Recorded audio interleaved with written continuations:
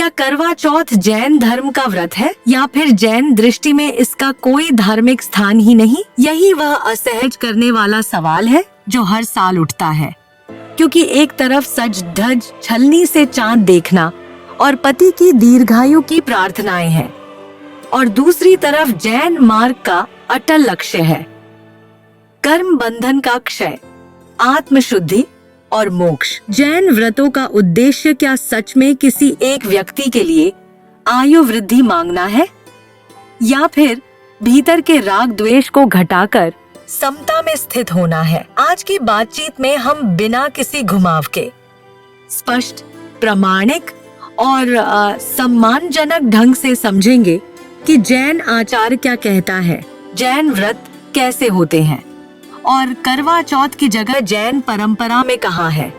तो चलिए सीधे विषय के केंद्र में उतरते हैं और एक एक बात को साफ करते हैं। क्या आप जानते हैं, जब जयपुर की पवित्र भूमि से श्री पदमपुरा जैन मंदिर की दिव्य प्रतिमा स्वयं प्रकट हुई थी, वो क्षण इतिहास नहीं, एक चमत्कार था। और अब उसी अद्भुत घटना की पूरी कथा को हमने जीवंत किया है, एक भव्य एनिमेटेड अनुभव के रूप में।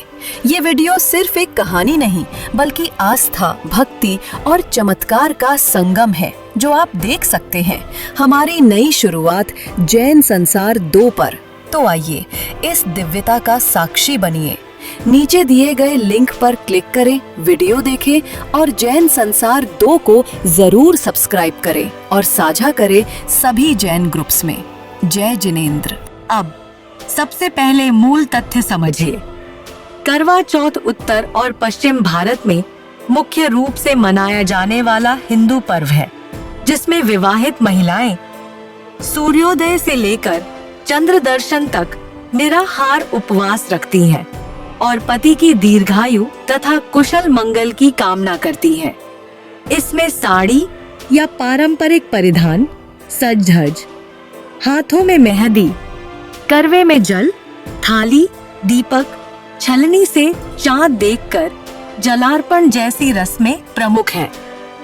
यानी यह एक पारिवारिक, गृहस्थ केंद्रित दाम्पत्य कल्याण की याचना पर आधारित अनुष्ठान है। अब इसी के सामने जैन धर्म की आधारशिला रखिए। जैन मार्ग का लक्ष्य है आत्मा को कर्म आवरण से मुक्त कर मोक्ष तक पहुंचाना। जैन दर्शन सृष्टि में किसी सर्वशक्तिमान रचयिता के हस्तक्षेप को नहीं मानता, बल्कि कर्म नियम को ही नियंता मानता है।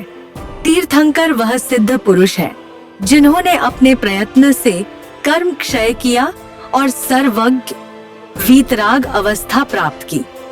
वे हमारे आदर्श हैं, अनुकरणीय गुणों के प्रतीक, किंतु किसी के भाग्य में बाहरी परिवर्तन करने वाले नहीं। इसलिए जैन उपासना का स्वरूप भी अलग है। यह गुण पूजन है, वर याचना नहीं।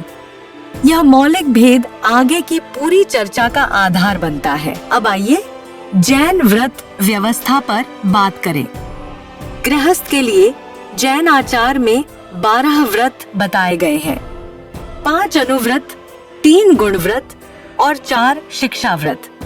अनुव्रत है अहिंसा, सत्य, अचौर्य, ब्रह्मचर्य की गृहस्थ मर्यादा और अपरिग्रह का मर्यादित भोग उपभोग। गुणव्रत है दिग्व्रत, देशावकाशिक और अनर्थ दंड विरति, जो जीवन व्यवहार को संयम की ओर मोड़ते हैं।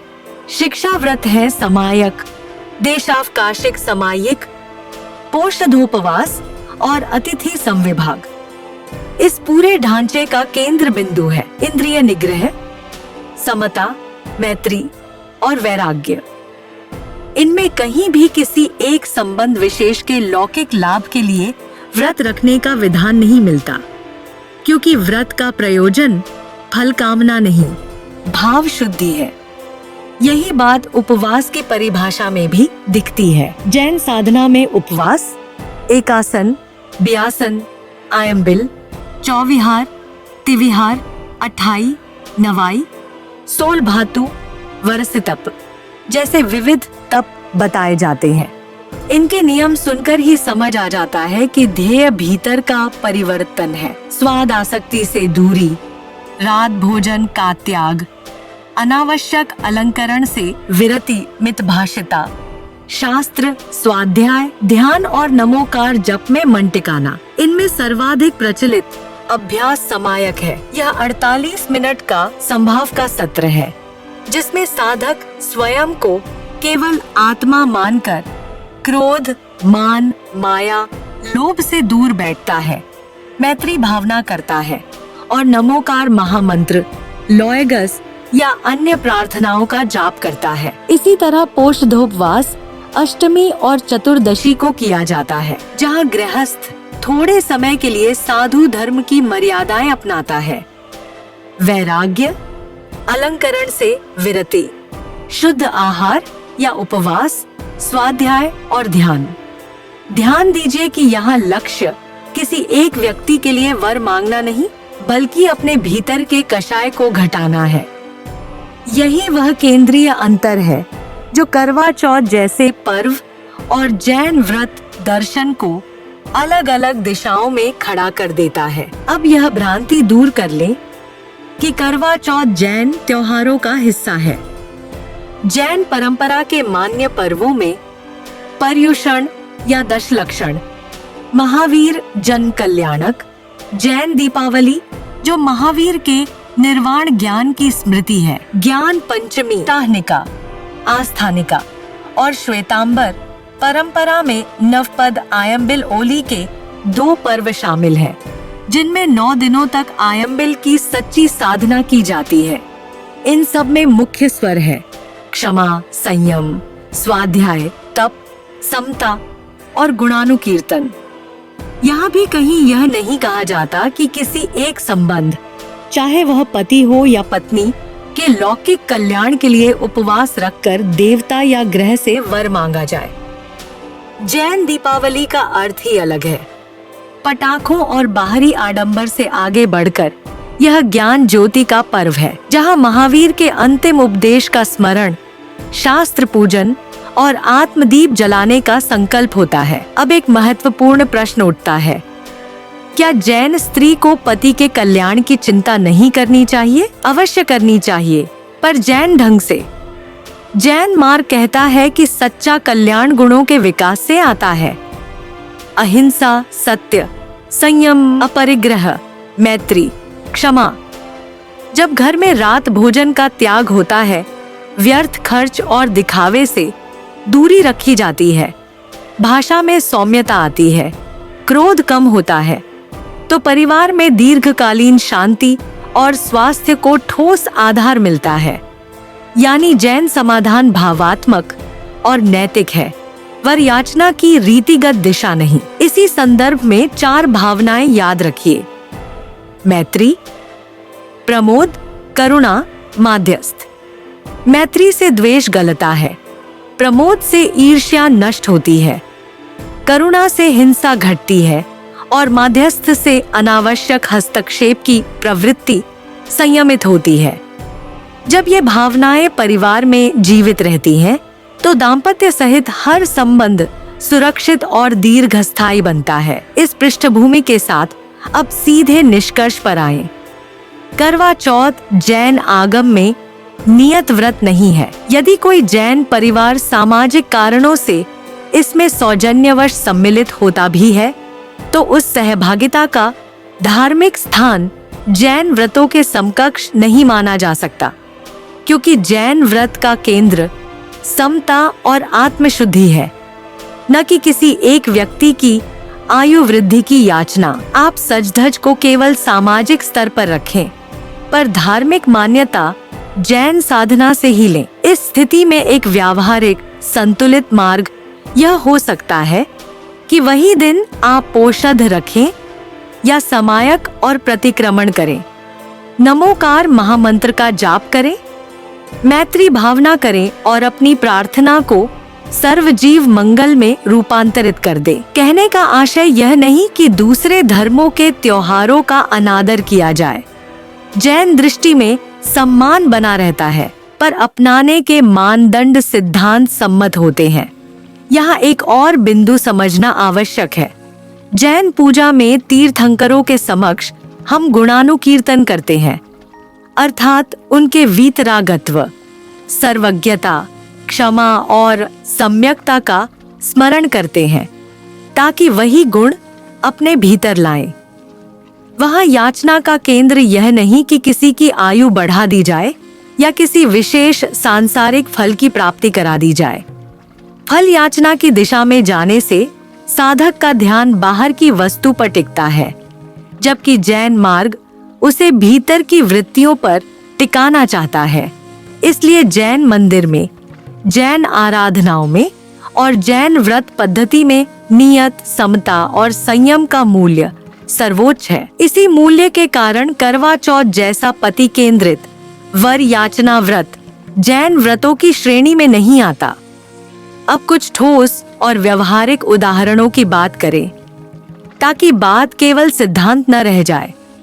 उदाहरण 1, मान लीजिए मोहल्ले में करवा चौथ का कार्यक्रम है और परिवारजन आग्रह कर रहे हैं कि आप भी साथ चलें।